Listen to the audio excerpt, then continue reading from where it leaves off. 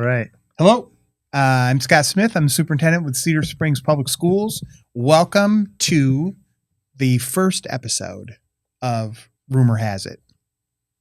I'm Eddie Johns, assistant principal at the high school.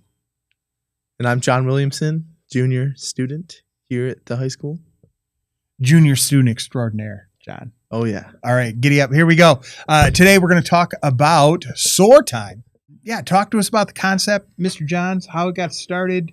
What are some of the goals? What are some of the intended outcomes?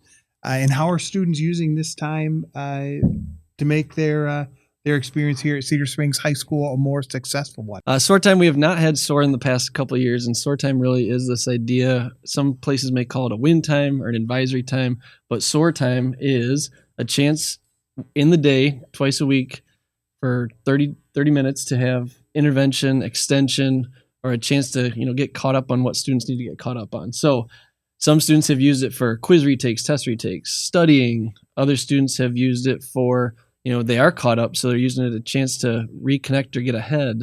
Some AP students are using it for that added practice. Yeah, just a lot of different things that can be done during that S.O.A.R time. And it came out of the need we saw to give that time. I mean, time's a very valuable gift. Right. So time within the day, so students aren't having to come in at lunch or after school to make up work to get extra support they need, but just multiple times a week to have support needed to be successful. And we talk all the time about pursuing our true personal best. And S.O.A.R time is a great example of that, or could be an exemplar of that, where students are choosing what they need. They're using the time to pursue their personal best in a variety of ways. So John, as a student, Yes. What is your thoughts? What are you hearing from your classmates about S.O.A.R time? It's really helped. Like for doing test retakes, like if I do bad on a test or if I miss a test, it's really good to be able to have that time to retake it or to study for an upcoming test. Mm-hmm. My only issue with S.O.A.R time is I think sometimes there are times where I'm in S.O.A.R time and I'm not really doing anything. I'm just kind of hanging out, talking to friends, or honestly, sometimes I'm taking a nap. But I feel 2 days a week, or even 3 days a week, as you said, I wonder how necessary that is. Mm-hmm. Is it really needed 2 times a week or 3 times a week? How much of a change would it be if it was only once? Yeah. So your classes are shorter during the day, mm-hmm. correct? Because of S.O.A.R time. So do you miss that 5 minutes or 4 minutes, whatever it is per class? Yeah, I almost wonder if how much it benefits us to cut that class time to have the S.O.A.R time if eventually I'm not doing anything mm-hmm. in the S.O.A.R time. So, Mr. Johns, what would you say to a student like John? Are there other opportunities that he can pursue, take advantage of to make that S.O.A.R time experience be more beneficial? Yeah, for sure. And I'm glad you brought that up. Just some of the numbers that we look at on the back end of things is when sessions come out, there's always the opportunity for teachers to enroll students in a session or for students to pick sessions before mm-hmm. they're auto-enrolled. And pretty much every single week or every session, there's about 150, 200 students that don't pick a session. So to me, another thing that we talk about is empowerment and ownership. And when students aren't choosing where they are utilizing that time, it does feel like maybe a missed opportunity for either learning about a new elective or an experience. So we have a phenomenal educator in Miss Swift that does art class and art club, and that S.O.A.R time is a chance where a student might not have anything to do with art, but they're like, I don't know, I'll do a S.O.A.R time, kind of non-committal. I'll do a half hour, see if I enjoy art. Or I've wondered about statistics versus algebra 2, or maybe I'm concerned about AP pre-calc, so I'd like to see what that's like. So you can use a small chunk of time to go check that out. There might not be a need academically for intervention or support, but just an opportunity to say yeah, maybe this is something that is in my future I don't even know about yet. Right. So instead of those times where it's I don't have anything to do, I'll just chill in the cafeteria, that could be an opportunity to say, yeah, I could spend a Tuesday figuring out if this is something I want to do in the future or not. Yeah, I have a couple things to build on to what Mr. John said. For sure. First, I didn't know we were able to just go into any class. I didn't know. I assumed we just had to do classes that we were already have.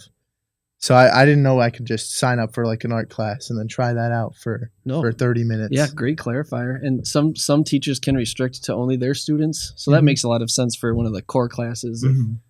If I've got Mr. Vree for science, maybe I just want to see Mr. Vree for science. So sometimes that happens, but a lot of the sessions are open. So yeah, that's an opportunity and maybe a great learning point from this podcast is any student can take a look at all those sessions that are available, and you could pick if there's an open space to sign up for them. So thinking ahead to 26, 27, Yeah. the new school year, we're going to run SOAR time year 2, version 2, 2.0. It's an opportunity for us to make some adjustments. So, John, one of the things that you're saying is it would be helpful to be more clear in how students could really manage and flex that time to their advantage. Can you think of some other things, either from your perspective, Mr. Johns, or from your perspective, John? How would you go about? What are some other things that we want to really initiate or implement in order to make SOAR time 2.0 better than it was this year? But I think we'd really need to like dive in and look like statistically how much it's helping, because I know there was a newsletter that was uploaded and it said 60% growth since releasing SOAR time. My whole wondering is, do we need to have it 2 times a week, 3 times a week? Sure. Right now the failure rate is decreasing, and it's kind of each 2-week check-in has been consistently getting smaller and smaller. So that tells me, yes, we should keep it, but it also does say like we're heading the right direction. So in the future, do we necessarily need that time? I don't know, but right now it does appear to be providing that another avenue for more success with our current classes. So, and earlier talking about maybe you don't have that intervention time need, but for our whole building, it definitely seems like a net positive for other people need for the students time. staying caught up. Yeah. So, no, we're definitely considering all that stuff. This year we dove right in. We had like SOAR right those first 2 weeks. We are planning on tapering that back a little bit just to help students get in the groove and teachers get in the groove of school, and then kind of trickling into SOAR time. So it is more meaningful, and that should provide an opportunity to be even more explicit about like the purpose, the time to schedule. We did like a session on how to use RTI to schedule for SOAR time. There might be a couple iterations of that to make sure students are really understanding the benefits of it, and just truly walking through like, we're going to click on this button on, your Canvas page, or not Canvas page, your Clever page. Click on this button, and then here's how all the sessions look. You get to pick a session. Just even that clarity, and coming back throughout the year to it would probably be, wise. This was version 1.0, and that seems to be an area where we can use some support, is just recommunicating it over and over. Yeah. Until it becomes second nature. What other ways are you going to be looking, Mr. Johns, to getting some additional feedback from students to make SOAR 2.0 better, more impactful than SOAR 1.0? Yeah, so we've always encouraged teachers to do like an end of semester kind of feedback survey. Some take advantage of that. Toward the end of last year, we had a similar thing just as a building. So I think as part of that this year, getting that feedback, probably just a Google form, kind of as we get to those last few weeks of the school year, what was beneficial with SOAR time, what could be improved, just to then have that captured and help do some of our, off-season planning in the summer for getting ready for next year. Got it. So as we wrap up this edition of the podcast, taking the soreness out of SOAR time, do you have any last-minute thoughts that you want to share, or reflections, John, from a student perspective?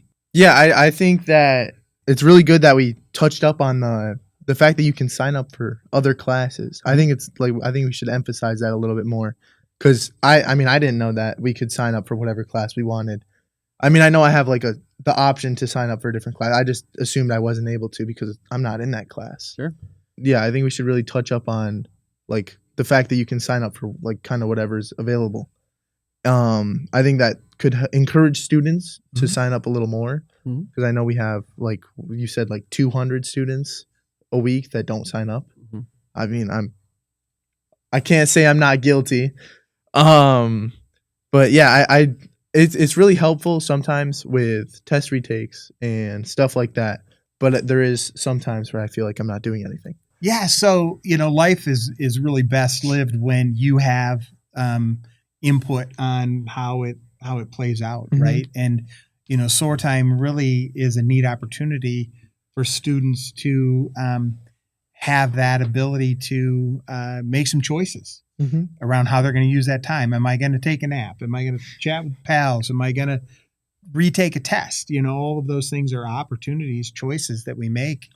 We can either use the time to benefit us academically, or sometimes there's benefit to some social growth. Sometimes there's benefit to being able to nail down a project.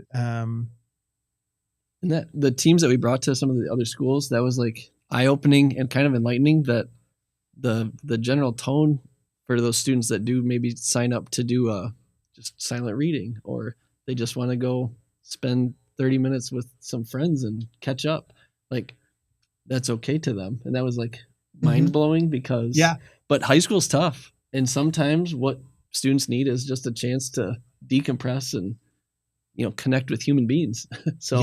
So if you're caught up on all your stuff, that's kind of the academically you're good, you're set. Like just don't forget to spend some time being a student too. So every single SOAR time, maybe not, but every so often, that's a good thing to do for sure. Yeah. Thank you so much, John. Thanks, Appreciate John. the fact that you're here. Thanks, guys. On my left, Mr. John. We appreciate you coming down and sharing some wisdom insight on SOAR time. Yeah. That's a wrap on Rumor Has It version or episode 1. And tune in for future episodes where we really talk about some key issues that impact the lives of students right here at Cedar Springs High School.